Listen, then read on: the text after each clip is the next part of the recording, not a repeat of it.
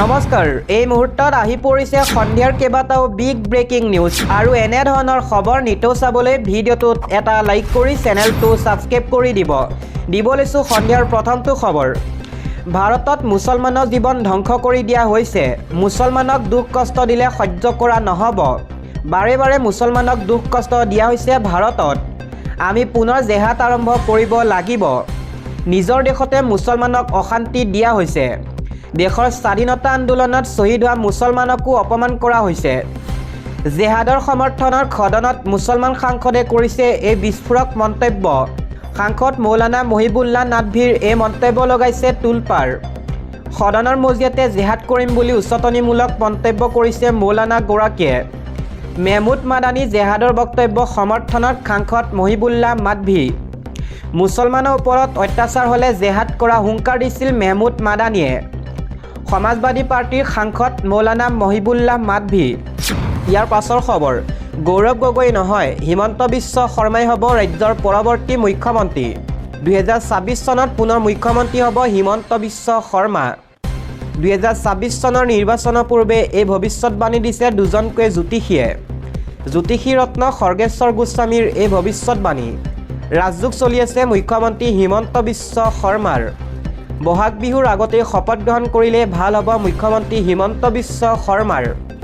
অৱশ্যে কিছু বাধাৰো সন্মুখীন হ'ব পাৰে আগন্তুক 27 মেলৈ হিমন্ত বিশ্ব শৰ্মা আছে ৰাজযোগ দিব লৈছোঁ আন এটা খবৰ উজনিৰ পিছত এইবাৰ নামনিত মিয়া খেদা অভিযান নলবাৰীত মিয়া শ্ৰমিকক শেষ সকিয়নি প্ৰদান কৰিছে বজৰং দলে নলবাৰীত মিয়াৰ দ্বাৰা কাম নচলিব বুলি সকিয়নি বজৰং দলৰ বিল্ডিঙে মিয়া শ্ৰমিক বিচাৰি বজৰং দলে চলাইছে অভিযান নলবাৰীত যদি নেক্সট দেখা পাওঁ তেন্তে কথা বেয়া হ'ব আজিৰ ভিতৰতে এৰিব লাগিব নলবাৰী মালিকক লৈ মতলব নাই মিয়া থাকিলে যাবই লাগিব এনেদৰে এতিয়া হুংকাৰ প্ৰদান কৰিছে বজৰং দলে দিব লৈছোঁ আন এটা খবৰ অসমৰ চহৰে নগৰে চলিছে ভোটাৰ পৰীক্ষণ 2024 নিৰ্বাচনক লক্ষ্যৰে ঘৰে ঘৰে ভোটাৰ তালিকা পুনৰীক্ষণ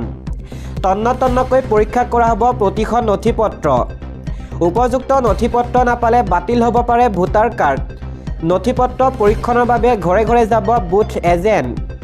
20 ডিচেম্বৰ পৰ্যন্ত সষ্টম হৈ থাকক ভোটাৰ ঘৰে ঘৰে গৈ বুথ পৰ্যায়ৰ বিষয়ে পৰীক্ষণ কৰিব নথি ঠিকনা পৰিৱৰ্তন কৰাসকলৰ ক্ষেত্ৰত কঠোৰ হ'ব নিৰ্বাচন আয়োগ খচৰা ভোটাৰ তালিকাত নাম কটা গ'লে কৰিব পাৰিব আবেদন 27 ডিচেম্বৰত প্ৰকাশ পাব খচৰা ভোটাৰ তালিকা 27 ডিচেম্বৰৰ পৰা 22 জানুৱাৰীৰ ভিতৰত দাখিল হ'ব দাবী আৰু আপত্তি চূড়ান্ত ভোটাৰ তালিকা প্ৰকাশ পাব 2024 10 ফেব্ৰুৱাৰীত দিব লৈছোঁ আন এটা খবৰ জুবিন গাৰ্গৰ মৃত্যুৰ তদন্তক লৈ আহি গ'ল ডাঙৰ আপডেট সাজু হৈছে জুবিন গাৰ্গৰ মৃত্যুৰ তদন্তৰ প্ৰতিবেদন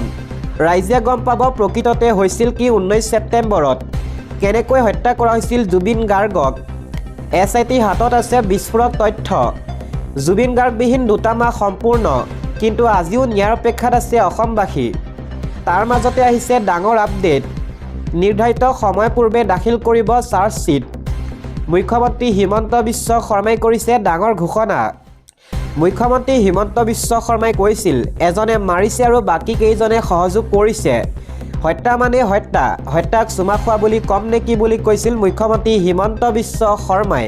কোভিড কালৰ পূৰ্বৰে পৰা ষড়যন্ত্ৰ ৰচা হৈছিল আন বছৰৰ পৰাই জুবিন গাৰ্গৰ বিৰুদ্ধে ডাঙৰ ষড়যন্ত্ৰ হৈছিল দিব লৈছোঁ ৰাজ্যৰ লাখ লাখ জনতাৰ বাবে এটা ভাল খবৰ অচিৰে মাত্ৰ 300 টকাতে লাভ কৰিব চিলিণ্ডাৰ ৰাজ্যৰ মুখ্যমন্ত্ৰীয়ে আনুষ্ঠানিকভাৱে জনালে এই তথ্য 20 লাখ অৰুণোদয় পৰিয়াললৈ সকাহ প্ৰদান কৰি বৃহৎ সিদ্ধান্ত লৈছে ৰাজ্য চৰকাৰে প্ৰধানমন্ত্ৰী উজ্জ্বলা যোজনাৰ সংযোগ থাকিলে পাব চিলিণ্ডাৰ দিব লৈছোঁ 6 জনগোষ্ঠী জনজাতিকৰণৰ প্ৰক্ৰিয়াক লৈ এটা ডাঙৰ খবৰ জনজাতিকৰণৰ বিৰোধ কৰা CC2লৈ আহি গ'ল আনুষ্ঠানিক পত্ৰ অসম চৰকাৰৰ সৈতে CC2ৰ হ'ব আলোচনা CC2ৰ মুখ্য সমন্বয়ক লৈ আমন্ত্ৰণী পত্ৰ অসম চৰকাৰৰ মন্ত্ৰী গোটৰ হৈ মন্ত্ৰী ৰণোজ পেগুৰ সৈতে হ'ব বৈঠক 4 তাৰিখে বিয়লি 2:30 বৈঠকৰ আহ্বান ইয়াৰ পাছৰ খবৰ 6 জনগোষ্ঠী জনজাতিকৰণত ক্ষতি হ'ব নালাগে জনজাতীয় লোকৰ 6 জনগোষ্ঠী জনজাতিকৰণত বিফল হৈছে মুখ্যমন্ত্ৰী হিমন্ত বিশ্ব শৰ্মা এই মন্তব্য কৰিছে কংগ্ৰেছৰ সাংসদ গৌৰৱ গগৈ জনজাতীয় লোকৰ মাটি আদানীক বিক্ৰী কৰাটোহে মুখ্যমন্ত্ৰীৰ লক্ষ্য জনগোষ্ঠী আৰু জনজাতীয় লোকৰ মাজত সংঘাত লগাব বিচাৰিছে হিমন্ত বিশ্ব শৰ্মাই 6 জনগোষ্ঠী জনজাতিকৰণক লৈ অনুষ্ঠিত কৰক সৰ্বদলীয় বৈঠক অসমৰ ৰাইজ মূৰ্খ নহয় অসমৰ ৰাইজ সজাগ মুখ্যমন্ত্ৰীৰ দৰেই মই যিকোনো বিষয়তে তৰল মন্তব্য দিব নোৱাৰোঁ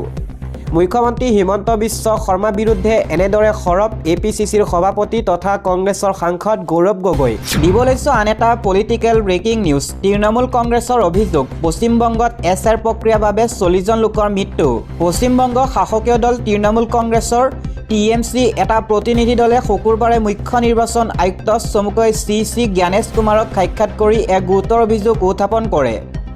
তেওঁলোকে অভিযোগ কৰে যে ভোটাৰ তালিকাৰ বিশেষ নিবিড় পুনৰীক্ষণ চমুকৈ এছআৰ প্ৰক্ৰিয়া সময়ত হোৱা মৃত্যুৰ বাবে মুখ্য নিৰ্বাচন আয়োগ দায়িত্বশীল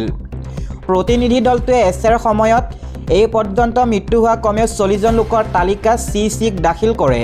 তেওঁলোকে দাবী কৰে যে এই সকলোবোৰ মৃত্যু তেওঁলোকৰ ৰাজ্যত এছআৰ কামৰ বুজাৰ বাবে সংঘটিত হৈছে ইণ্ডিয়ান এক্সপ্ৰেছৰ প্ৰতিবেদন অনুসৰি টিএমচিৰ সাংসদ ডেৰেক অব্ৰাইনে কয় যে আমি বৈঠক আৰম্ভ কৰোঁতে মুখ্য নিৰ্বাচন আয়ুক্তৰ হাতত তেজ আছে বুলি কৈছিলোঁ আমি 5টা প্ৰশ্ন উত্থাপন কৰিলোঁ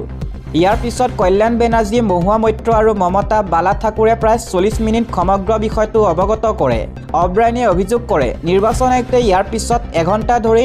নন ষ্টপ কথা ক'লে আৰু তেওঁলোকে উত্থাপন কৰা 5টা প্ৰশ্নৰ এটা উত্তৰ নিদিলে তেওঁ লগতে কয় যে টিএমচি এছআৰ ধাৰণাটোৰ বিৰোধী নহয় বৰঞ্চ ইয়াক যি অপৰিকল্পিত পদ্ধতিৰে চলাই থকা হৈছে তাৰেহে বিৰোধী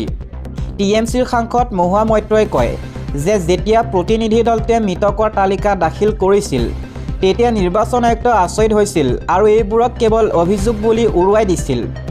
মৈত্ৰই ক্ষোভ প্ৰকাশ কৰি কয় যে 40 জনৰ ভিতৰত 18 জন BLO বুথ লেভেল অফিচাৰ আছিল যাৰ মৃত্যু সম্পূৰ্ণৰূপে এছআৰ প্ৰক্ৰিয়াৰ সৈতে জড়িত আন এগৰাকী জনপ্ৰতিনিধিয়ে অভিযোগ কৰে যে এই প্ৰক্ৰিয়াত বিহাৰৰ এছআৰ বাবে বিশেষ ব্যৱস্থা লোৱা হৈছে কিন্তু বংগৰ ক্ষেত্ৰত এই আচল ছবিখন দেখিবলৈ পোৱা গৈছে প্ৰতিনিধি দলটোত লোকসভাৰ সদস্যক্ৰমে শতাব্দী ৰায় কল্যাণ বেনাৰ্জী প্ৰতিমা মণ্ডল সাজদা আহমেদ আৰু মহুৱা মৈত্ৰ আৰু ৰাজ্যসভাৰ সদস্যক্ৰমে ডেৰেক অব্ৰাইন দুলা সেন মমতা ঠাকুৰ সাকেত গোখলে আৰু প্ৰকাশ সিং বদৈক আদি আছিল উল্লেখযোগ্য যে পশ্চিমবংগকে ধৰি বৰ্তমান দেশৰ 12খন ৰাজ্য আৰু কেন্দ্ৰীয় শাসিত অঞ্চলত এছআৰ প্ৰক্ৰিয়া চলি আছে টিএমচিয়ে দাবী কৰিছে যে এছআৰ আৰম্ভ হোৱাৰ পিছৰে পৰা বংগত 40 জন লোকৰ মৃত্যু হৈছে যদিও নিৰ্বাচনী বিষয়াসকলে এই মৃত্যু আৰু ভোটাৰ তালিকা পুনৰীক্ষণ প্ৰক্ৰিয়া মাজৰ সম্পৰ্কক লৈ প্ৰশ্ন উত্থাপন কৰিছে কৰ্মৰ অত্যাধিক হেঁচাৰ বাবে দেশৰ বিভিন্ন ৰাজ্যৰ কেইবাজনো BLO আত্মহত্যা বা হাৰ্ট এটেকত মৃত্যু হোৱাৰ খবৰো পোহৰলৈ আহিছে